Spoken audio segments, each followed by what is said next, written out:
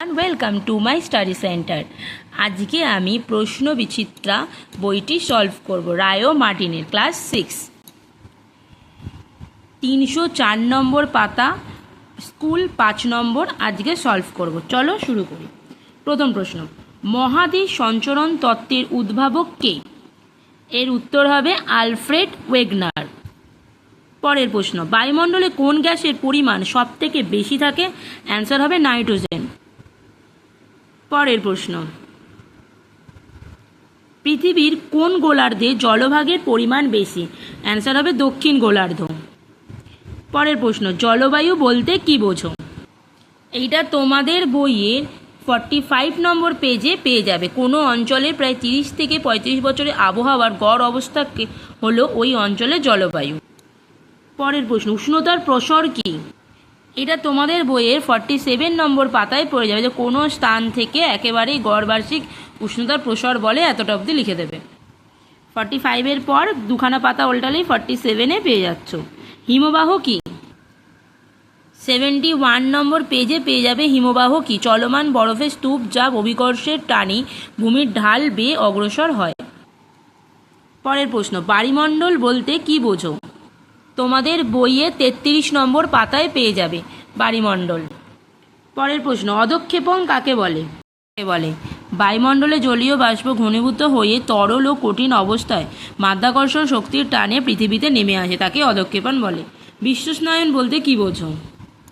তোমাদের বইয়ের 38 নম্বর পাতায় পেয়ে যাবে। তারপরের প্রশ্ন, বেতার তরঙ্গ বায়ুমণ্ডলের কোন স্তর থেকে প্রতিফলিত হয়ে পৃথিবীতে ফিরে আসে? এর উত্তর হবে আয়নোস্ফিয়ার।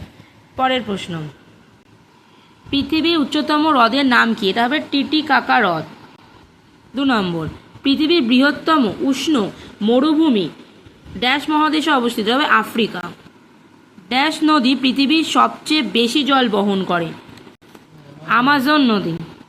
পৃথিবীর গভীরতম স্থান ড্যাশ মহাসাগরে অবস্থিত? প্রশান্ত মহাসাগর। ড্যাশ মেঘ থেকে সবচেয়ে বেশি বৃষ্টিপাত হয়? কিউ মূলে নিব্বাস। এদিকের প্রশ্নগুলো হয়ে গেল। পরের প্রশ্ন, সঠিক শব্দটির নিচে দাগ দাও। উষ্ণতার প্রসর বেশি, এর অ্যান্সার হবে রাজস্থানে। পশ্চিমবঙ্গের আবহাওয়া দপ্তর আলিপুরে আছে। বায়ুমণ্ডলে জলকণা ও ধূলিকণা আছে বলেই নীল দেখায়। আর উচ্চতা বৃদ্ধির সঙ্গে সঙ্গে বায়ুর চাপ কমতে থাকে।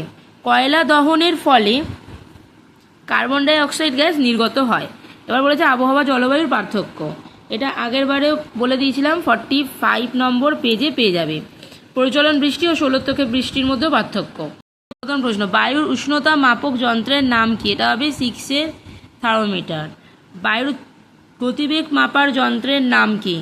এটার অ্যান্সার হবে অ্যানিমোমিটার। বায়ুর চাপ মাপক যন্ত্রের নাম কি? 14 ব্যারোমিটার। বৃষ্টিপাত মাপক যন্ত্রের নাম কি? রেন গজ। বায়ু প্রবাহের দিক মাপার যন্ত্রের নাম কি? বাত পতাকা। আর বায়ুর আর্দ্রতা মাপার যন্ত্রের নাম কি? হাইগ্রোমিটার।